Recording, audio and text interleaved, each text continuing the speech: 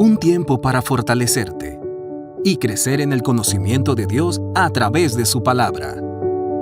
Esto es Reto 365, la Biblia en un año.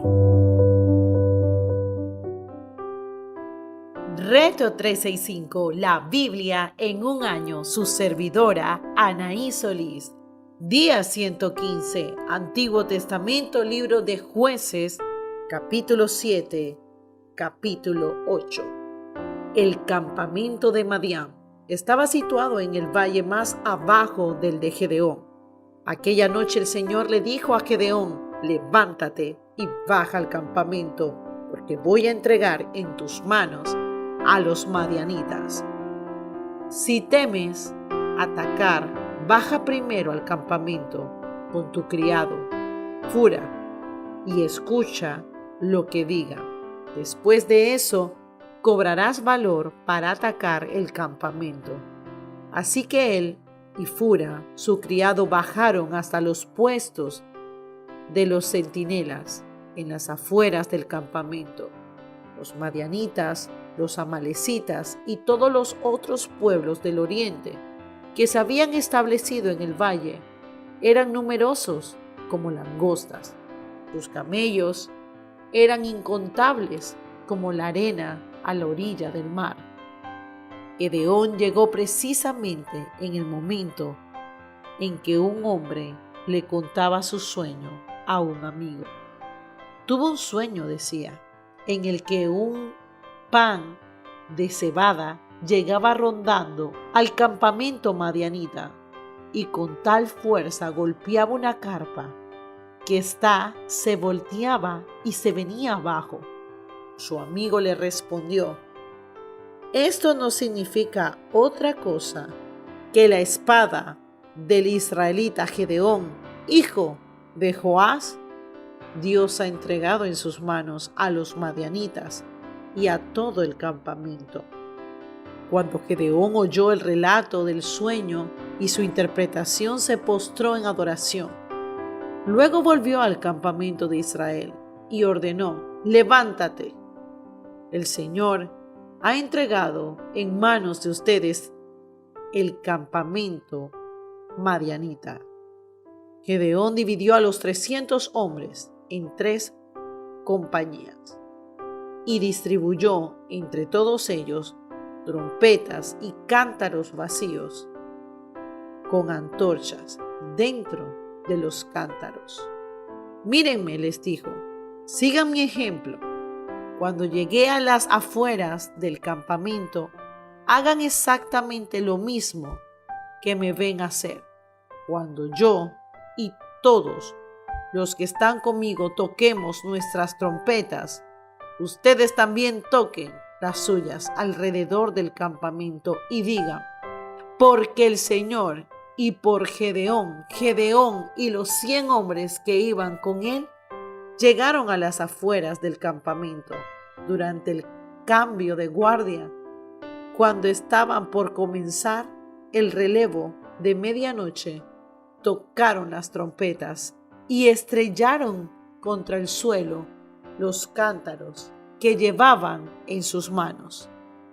Las 3 compañías tocaron las trompetas e hicieron pedazo los cántaros. Tomaron las antorchas en la mano izquierda y sosteniendo en la mano derecha las trompetas que iban a tocar, gritaron: desenvainen sus espadas por el Señor y por Gedeón. Como cada hombre se mantuvo en su puesto alrededor del campamento, todos los madianitas salieron corriendo y dando alaridos mientras huían. Al sonar las 300 trompetas, el Señor hizo que los hombres de todo el campamento se atacaran entre sí con sus espadas.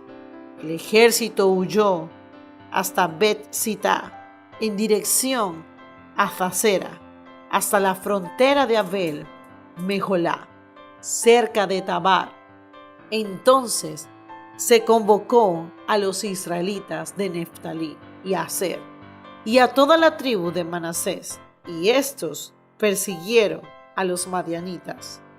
por toda la región montañosa de Efraín, Gedeón envió mensajeros que decían: desciendan contra los madianitas y apodérense antes de que ellos de los vados del Jordán hasta Bet-bará.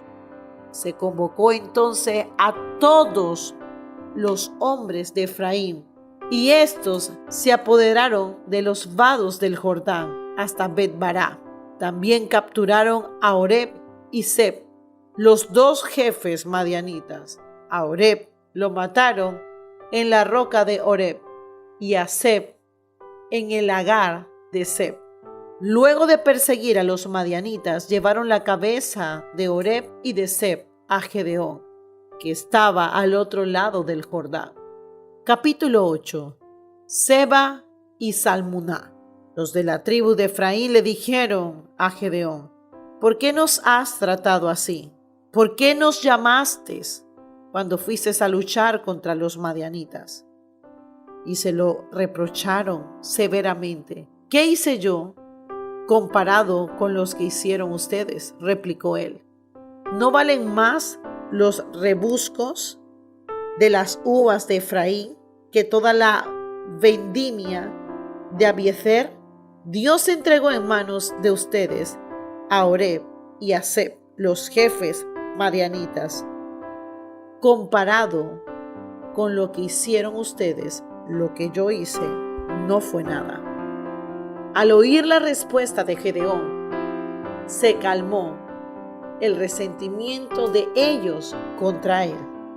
Gedeón y sus 300 hombres, agotados pero persistiendo en la persecución, llegaron al Jordán y lo cruzaron. Allí Gedeón dijo a la gente de Sucot: denles pan a mis soldados. Están agotados y todavía estoy persiguiendo a Seba y a Salmuná, los reyes de Madián.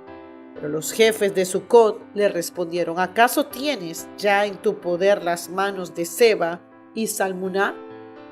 ¿Por qué tendríamos que darle pan a tu ejército? Gedeón contestó: está bien, cuando el Señor haya entregado en mis manos a Seba y a Salmuná, les desgarraré a ustedes la carne con espina y zarzas del desierto. Desde allí subió a Peniel y les pidió lo mismo. Pero los de Peniel le dieron la misma respuesta que los hombres de Sucot. Por eso les advirtió a los hombres de Peniel: cuando yo vuelva victorioso, derribaré esta torre. Seba y Salmuná estaban en Carcor con una fuerza de 15,000 guerreros, que era todo lo que quedaba del ejército del oriente, pues habían caído en batalla 120,000 soldados.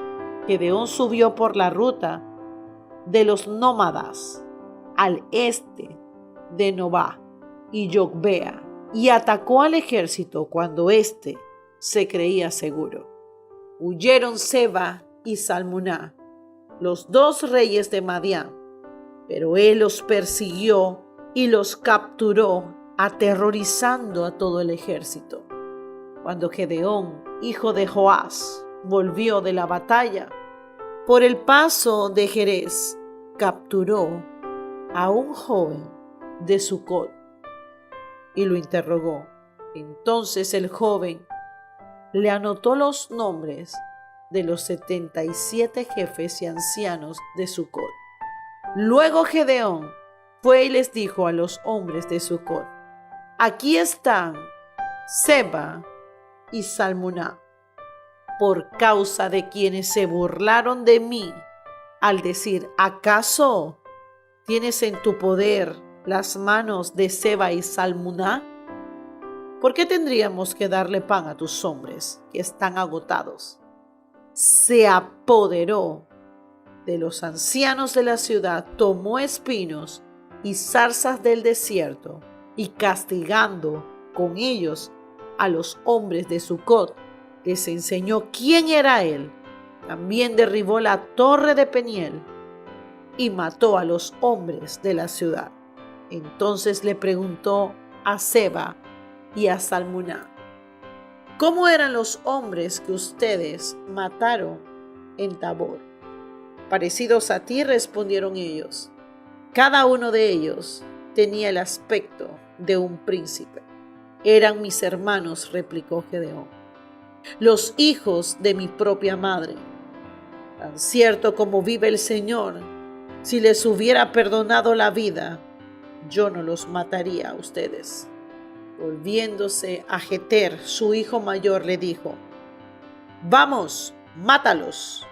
Pero Jeter no sacó su espada, porque era apenas un muchacho y tenía miedo. Seba y Salmuná dijeron: Vamos, mátanos tú mismo. Al hombre se le conoce por su valentía. Gedeón se levantó y mató a Seba y Salmuná, y les quitó a sus camellos los adornos que llevaban en el cuello, el efod de Gedeón. Entonces los israelitas le dijeron a Gedeón: Gobierna sobre nosotros, y después de ti tu hijo y tu nieto, porque nos has librado del poder de los madianitas. Pero Gedeón les dijo: Yo no los gobernaré, ni tampoco mi hijo. Solo el Señor los gobernará. Pero tengo una petición, añadió: que cada uno de ustedes me dé un anillo de lo que les tocó del botín. Era costumbre de los ismaelitas usar anillos de oro. Con mucho gusto te lo daremos, le contestaron. Así que tendieron una manta y cada hombre echó en ella un anillo de su botín. El peso de los anillos de oro que él les pidió llegó a 19 kilos, sin contar los adornos, los aros y los vestidos de púrpura que usaban los reyes madianitas, ni los collares que llevaban sus camellos. Con el oro Gedeón hizo un efod que puso en Ofra, su ciudad. Todo Israel se prostituyó al adorar allí el efod, el cual se convirtió en una trampa para Gedeón y su familia. Muerte de Gedeón. Los madianitas fueron sometidos delante de los israelitas y no volvieron a levantar cabeza. Y durante 40 años, mientras vivió Gedeón, el país tuvo paz. Jerubal, hijo de Joás, regresó a vivir a su casa. Tuvo 70 hijos, pues eran muchas sus esposas, sus concubinas que vivía en Siquem. También le dio un hijo, a quien Gedeón llamó Abimelech. Gedeón, hijo de Joás, murió a una edad avanzada y fue sepultado en la tumba de Joás, su padre, en Ofra, pueblo del clan de Abiezer. En cuanto murió Gedeón, los israelitas volvieron a prostituirse ante los ídolos de Baal. Erigieron a Baal Berit como su Dios y se olvidaron del Señor su Dios, que los había rescatado del poder de todos los enemigos que los rodeaban. También dejaron de mostrarse bondadosos con la familia de Jerubal, es decir, Gedeón, no obstante todo lo bueno que él había hecho por Israel. Nuevo Testamento, libro de Lucas, capítulo 22, 63. Los soldados se burlaron de Jesús. Los hombres que vigilaban a Jesús comenzaron a burlarse de él y a golpearlo. Le vendaron los ojos y le increpaban: adivina quién te pegó. Y le lanzaban muchos otros insultos. Jesús ante Pilatos y Herodes. Al amanecer se reunieron los ancianos del pueblo, tanto los jefes de los sacerdotes como los maestros de la ley, e hicieron comparecer a Jesús ante el consejo. Si eres el Cristo, dínoslo, le exigieron. Jesús le contestó: Si se los dijera a ustedes, no me lo creerían. Y si le hiciera preguntas, no contestarían. Pero ahora en adelante el Hijo del Hombre estará sentado a la derecha del Dios Todopoderoso. ¿Eres tú entonces el Hijo de Dios?, le preguntaron a una voz. Ustedes mismos lo dicen, ¿para qué necesitamos más testimonio? ¿Resolvieron? Acabamos de oírlo de sus propios labios. Lucas 23. Así que la asamblea en pleno se levantó y lo llevaron a Pilato y comenzaron la acusación con estas palabras: hemos descubierto a este hombre agitando a nuestra nación. Se opone al pago de impuesto al emperador y afirma que él es el Cristo, un rey. Así que Pilato le preguntó a Jesús: ¿eres tú el rey de los judíos? Tú mismo lo dices, respondió. Entonces Pilato declaró a los jefes de los sacerdotes y a la multitud: no encuentro que este hombre sea culpable de nada. Pero ellos insistían con sus enseñanzas, agitaban al pueblo por toda Judea. Comenzó en Galilea y ha llegado hasta aquí. Al oír esto, Pilato preguntó si el hombre era Galileo. Cuando se enteró de que pertenecía a la jurisdicción de Herodes, se lo mandó a él, ya que en aquellos días también Herodes estaba en Jerusalén. Al ver Jesús a Herodes, se puso muy contento. Hacía tiempo que quería verlo, por lo que oía acerca de él, y esperaba presenciar algún milagro que hiciera Jesús. Lo acosó con muchas preguntas, pero Jesús no le contestó nada. Allí estaban también los jefes de los sacerdotes y los maestros de la ley, acusándolo con vehemencia. Entonces Herodes y sus soldados, con desprecio y burlas, le pusieron un manto lujoso y lo mandaron de vuelta a Pilato. Anteriormente Herodes y Pilato no se llevaban bien, pero ese mismo día se hicieron amigos. Pilatos entonces reunió a los jefes de los sacerdotes y a los gobernantes y al pueblo y les dijo: ustedes me trajeron a este hombre acusado de fomentar la rebelión entre el pueblo, pero resulta que lo he interrogado delante de ustedes sin encontrar que sea culpable de lo que ustedes lo acusan. Y es claro que tampoco Herodes lo ha juzgado culpable, puesto que nos lo devolvió. Como pueden ver, no han cometido ningún delito que merezca la muerte. Así que le daré una paliza y después lo soltaré. Pero todos gritaron una vez más: llévate a ese, suéltanos a Barrabás. ¿A Barrabás? Lo habían metido en la cárcel por una insurrección en la ciudad y por homicidio. Pilato, como quería soltar a Jesús, apeló al pueblo otra vez. Pero ellos se pusieron a gritar: crucifíquenlo, crucifíquenlo. Por tercera vez les habló: ¿pero qué crimen ha cometido este hombre? No encuentro que él sea culpable de nada que merezca la pena de muerte. Así que le daré una paliza y después lo soltaré. Pero a voz en cuello ellos siguieron insistiendo en que lo crucificaran y con gritos se impusieron. Por fin Pilato decidió concederle su demanda. Soltó al hombre que le pedía, el que por insurrección y homicidio había sido echado en la cárcel, y dejó que hicieran con Jesús lo que quisieran. Antiguo Testamento, libro de Salmos, capítulo 51, del 1 al 9. Ten compasión de mí, oh Dios, conforme a tu gran amor, conforme a tu inmensa bondad.